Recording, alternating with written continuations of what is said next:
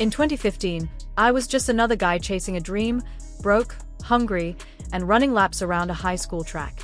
I never imagined those late-night runs would connect me to a movement that would change the internet forever. The Black Manosphere. But what began as a brotherhood soon turned into betrayal. Friends became rivals, truth became a hustle, and the same men who once preached unity started profiting off Kevin Samuels' legacy after he passed. This isn't gossip, this is the real story of how integrity got lost in the noise. And I was there to see it all. It was June 2015, and I was unemployed. But I wasn't too worried. By September, I knew I'd be off to Poland to begin medical school, a new chapter waiting just around the corner. In the meantime, I spent my evenings across the street at Grant West High School. Around 5 or 6 o'clock, as the summer light began to fade, I'd jog laps around the track, earbuds in, letting my mind wander while my body moved. During those runs, I always tuned into my favorite YouTuber at the time, Obsidian Media Network. There was something different about him. His message stood out in a world of noise. He spoke directly to the everyday black man, addressing our struggles and realities in a structured, intelligent way that I had never heard before. The way he broke down social dynamics and systemic issues felt raw, honest, and necessary. To me, what Mumia Ali, the man behind Obsidian, was saying wasn't just interesting. It was right. At that point, I had my own YouTube channel too, though it was far from popular. Obsidian was miles ahead of me in influence, and I'll admit, I was inspired by his approach. His ideology, his method of self-funding, his ability to build something out of nothing, all of it shaped the way I thought about content and community. And I wasn't the only one he influenced. Another creator, known as the Angry Man, also drew inspiration from him. In fact, he's the one who coined the term the Black Manosphere. That's how the three of us, Obsidian, Angry Man, and myself, became what many would later call the Big Three of the Black Manosphere. Each of us played a distinct role. Obsidian was the intellectual core, the visionary whose ideas formed the foundation of the movement. Angry Man was the rebel spirit, bold and unapologetic. And I took on the role of the connector, the cultural architect, someone who built relationships, organized collaborations, and worked behind the scenes to bring people together. For a while, the chemistry worked beautifully. We respected each other's strengths and pushed the movement forward. But as with many partnerships, time and ego eventually tested the balance. I won't dig into the details of how things fell apart, but by 2017, the dynamic had shifted. That same year, though, I stumbled upon someone new, a man named Kevin Samuels. I was the first to interview him, and from the very beginning, I saw potential. With his discipline, insight, and understanding of the Manosphere's framework, Kevin didn't just join the movement, he elevated it. Before long, he surpassed all of us, rising to a level none of us had reached. We all know how his story unfolded. Kevin Samuels became the GOAT, a legend in his own right. But as with any great success, not everyone was thrilled to see it happen. And that, right there, is where the next part of the story begins. On October 16, 2025, something unexpected took place. A live stream titled The Angry Man and Mumia Ali, Black Manosphere Kings Reunion. It was a collaboration between two familiar figures, former rivals turned co-hosts for the night. Naturally, I wasn't invited. And even if I had been, I wouldn't have shown up. The truth is, I don't care much for either of them. But to be fair, that sentiment is probably mutual. Everyone already knows about the long-standing tension between me and the Angry Man. But to be clear, he's not the focus of this particular discussion. What made that stream interesting was seeing two men, who had once been enemies themselves, publicly reconnect. There they were, hashing things out, reminiscing, and exchanging laughs like old friends. Then, the conversation took an unexpected turn. At one point, someone sent in a $100 donation for a signed copy of a book called The Gospel of St. Kevin. That caught my attention. Mumia Obsidian Ali then started explaining the backstory. The book, he said, was inspired by a conversation he'd had with Kevin Samuels just 2 weeks before Kevin's passing on Easter Sunday in 2022. According to Mumia, Kevin had agreed that it needed to be documented, not just clipped into short videos that missed the depth of his message. Mumia claimed Kevin even encouraged him directly, saying, "That's a great idea, man. You should write it." It took Mumia some time to get into the right headspace to fulfill that promise, but after returning from an event in Houston, he finally did it. In 90 days, He wrote 418 pages across 26 chapters, a book deliberately styled to look like a Bible. He called it the Gospel of St. Kevin. Hearing that was fascinating, especially given the history. Both men on that stream, Mumia Ali and the Angry Man, had, at different times, fallen out with Kevin Samuels. When Kevin was rising to fame, Obsidian initially supported him wholeheartedly. But about a month before Kevin's death, that changed. When Kevin went to New York City to collaborate with big names like Mediocre Tutorials and Reviews, The Lead Attorney, and Dennis Spilling, Obsidian wasn't invited. That stung deeply. Being based in Philadelphia, just a short trip away, he felt overlooked, and that resentment lingered. Then there's the Angry Man. And to put it bluntly, I've always found him disingenuous. When Kevin Samuels was alive, he was one of his harshest critics. He'd go live repeatedly, tearing into Kevin's reputation, calling him names, and doing everything possible to undermine his image. But after Kevin's passing, that tone completely flipped. Suddenly, the Angry Man spoke of Kevin with admiration, as though he'd never said a bad word about him. Watching that hypocrisy play out in real time during the reunion stream was hard to stomach. And what made it worse was the moment Mumia started advertising his book on air, selling signed copies for $100 and unsigned ones for $75 through his Cash App, signing them live during the show. It turned what could have been a tribute into a transaction, a spectacle rather than a moment of genuine reflection. During that same live stream, Mumia Obsidian Ali began promoting his book, The Gospel of St. Kevin, right on air. He encouraged viewers to send payments through Cash App, $Obsidian Radio. He repeated several times, offering to personally sign copies live during the show. "Let me know who to sign it out to and where to mail it," he said, promising that the books would be shipped the very next morning. He even mentioned signing copies for others before, for his brothers Yosef, Johari, and even the Angry Man. Now, to be fair, I'm not going to put all of that on the Angry Man. He probably didn't even know that Obsidian had written this book. And to his credit, during the stream, he kept things respectful. Whatever his true feelings toward Kevin Samuels might have been, he wasn't about to air them out publicly, especially not now that Kevin has passed away. I'll give him that much. But the bigger issue here is that Obsidian Media Network was promoting and selling that book on the Angry Man's channel, knowing full well that when Kevin Samuels was alive, he and the Angry Man couldn't stand each other. Their animosity was no secret. Everyone in the space knew that Kevin disliked the Angry Man, and the Angry Man felt the same way about Kevin. So to see them suddenly connected through a so-called tribute felt incredibly fake. It's as if some people were trying to rewrite history for profit. What really frustrates me is watching so many of these same guys, who openly disrespected Kevin when he was alive, now trying to grift off his legacy after his passing. They go live, they praise him, they sell products in his name, all while pretending they once supported him. But when it came time to step up and contribute to his funeral or help with arrangements, only a small handful of us actually donated. I couldn't attend personally since I was in Europe at the time, but I made sure to send money. As for Obsidian, who claimed to be Kevin's brother, I never heard about him contributing a single dollar. And honestly, this kind of behavior isn't new for Obsidian. A few years back, Obsidian Media Network was using one of my video editors, a talented guy who worked under my production team. Obsidian would constantly ask for help, always wanting things done for free or at discounted rates. And that's the pattern with him. If he can use someone, he will. Now, I didn't mind helping at first. I've always been open to supporting fellow creators. I even covered some of the costs myself just to help him out. But here's the thing. Obsidian expects others to show up for him, yet rarely extends the same courtesy in return. That's the problem. He wants people to fund his projects, edit his videos, and boost his platform. But when it comes to helping others, he's nowhere to be found. At that time, he wasn't even showing his face on camera, though he liked to present himself as this high-value man, talking about his success, his suits, and his money. Yet behind the scenes, he was cutting corners and refusing to pay fairly for professional work. My editor gave him a generous rate, much lower than usual, but it still turned into an issue. In the end, Obsidian refused to pay my editor. The guy had done all the work, put in the hours, delivered everything on time, and still hadn't seen a dime. So one day my editor calls me up, frustrated. "Yo, man," he says. "What's going on with Obsidian? I've been trying to reach him, and he won't pay me." And you can probably guess how that story ended. I was the one who had to cover the bill, over $1,000 out of my own pocket. All because this man, who claims to be a champion for black men and a proud member of the Black Manosphere, couldn't bring himself to pay another black man for his hard work.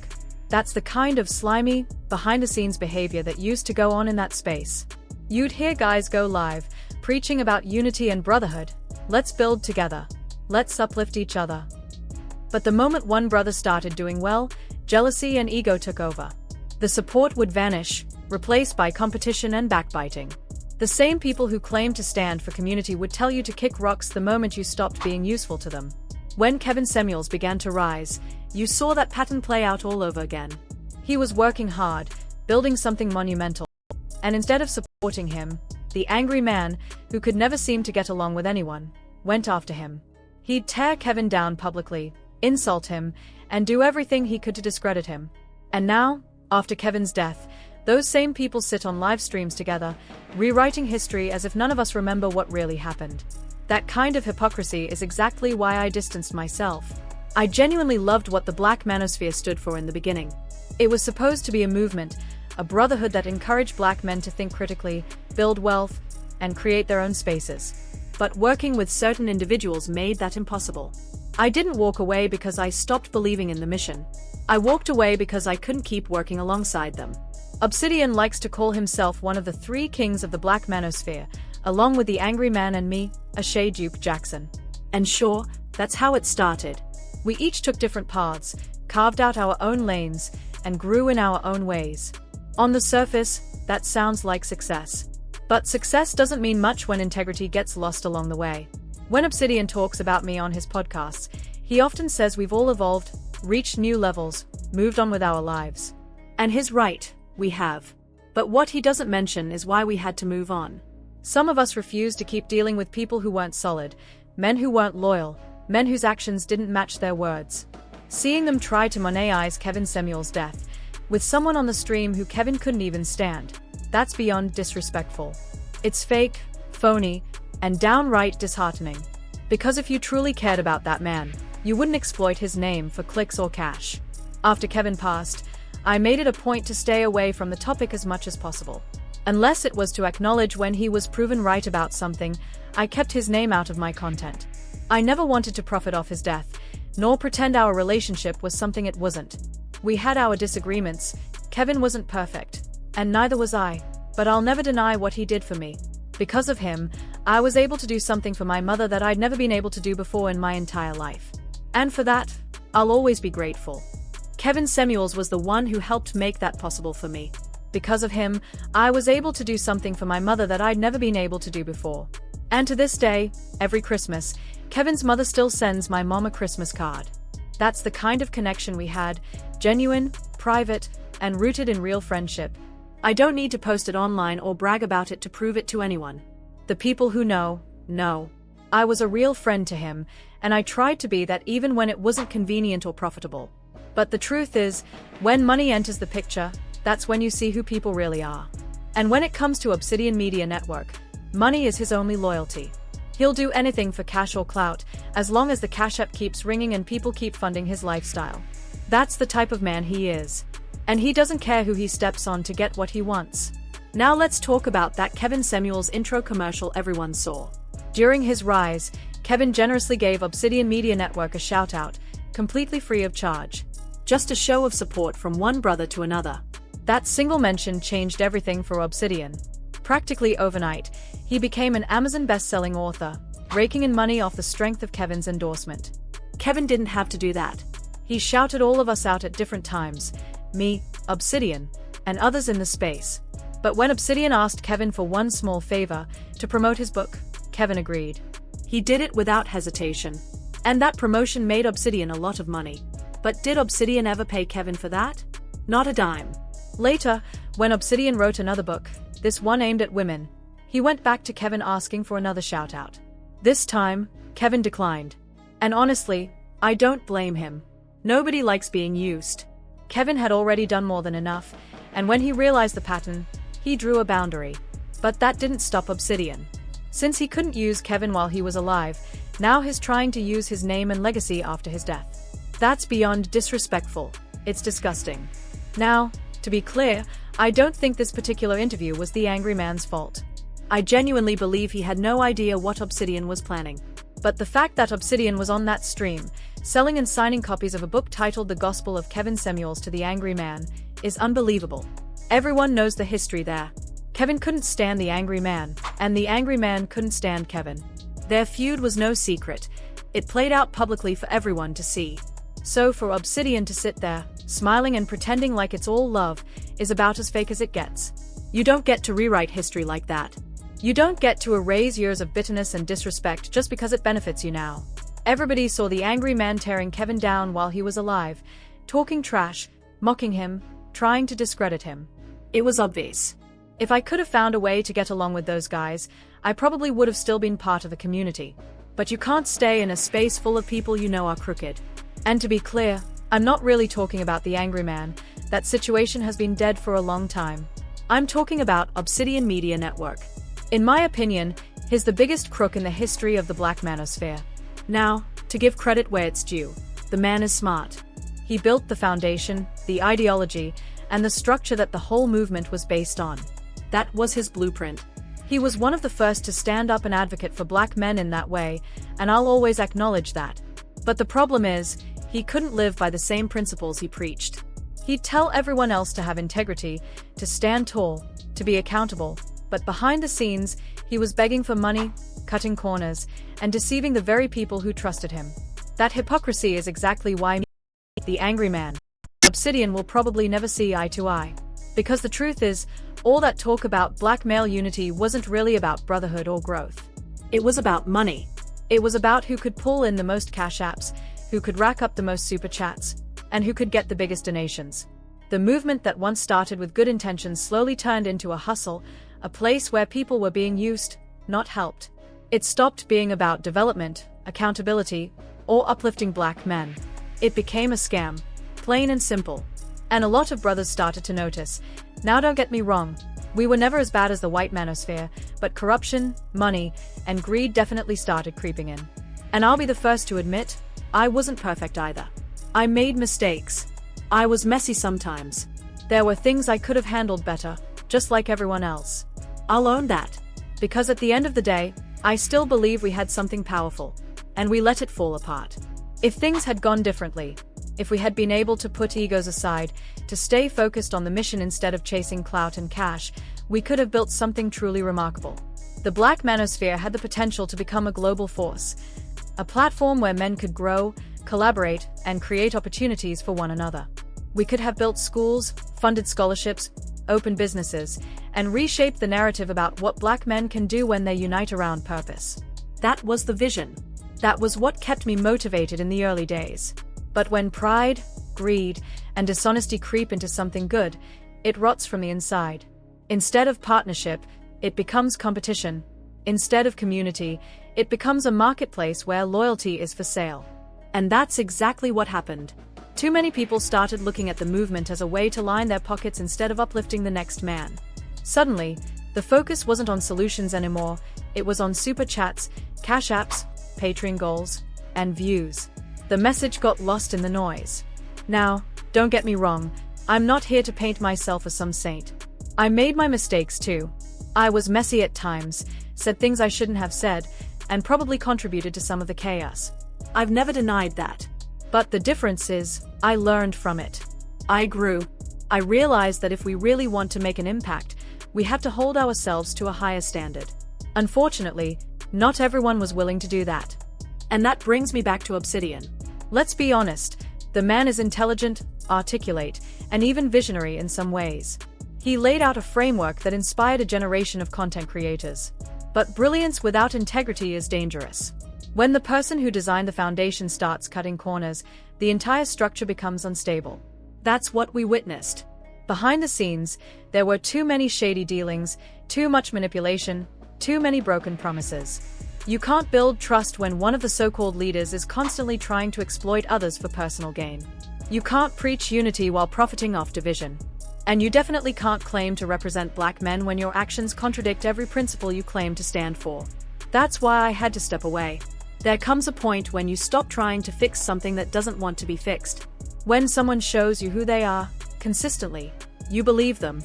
I realized that as long as Obsidian was around, true unity was never going to happen. He and I were simply too different. I value honesty, collaboration, and fairness. He values control, money, and credit. Those two energies can't coexist. So, I'm calling it exactly how I see it. Obsidian is a fraud. Always has been. And I know those are strong words, but they are not said out of bitterness. They are said out of truth. You can only watch someone misuse their influence for so long before you have to speak up. Pretending everything's fine just to protect the brand or keep the peace is part of what got the community off track in the first place. Sometimes, the only way to rebuild is to expose what's broken. It still hurts, honestly, because I believed in what we started. I believed in the message, in the brotherhood, in the idea that Black men could come together and build something powerful on our own terms. And for a time, we did. But real growth requires accountability. You can't talk about changing the culture if you're not willing to change yourself. At the end of the day, I'm still proud of what I've built on my own. I'm proud that I kept creating, kept giving opportunities, and stayed true to my vision even when others didn't. The community might look different now, but the mission hasn't changed. We're still here to educate, to entertain, to uplift, and to tell the truth, even when it's uncomfortable. Anyway, that's my take. What do you guys think? It's your boy Shay Duke Jackson, back at it again with another episode of the Celebrity Junk. Make sure you like, comment, and subscribe. And as always, thank you for all that you do. Stay strong, stay focused, and remember, real ones don't just talk about integrity, they live it.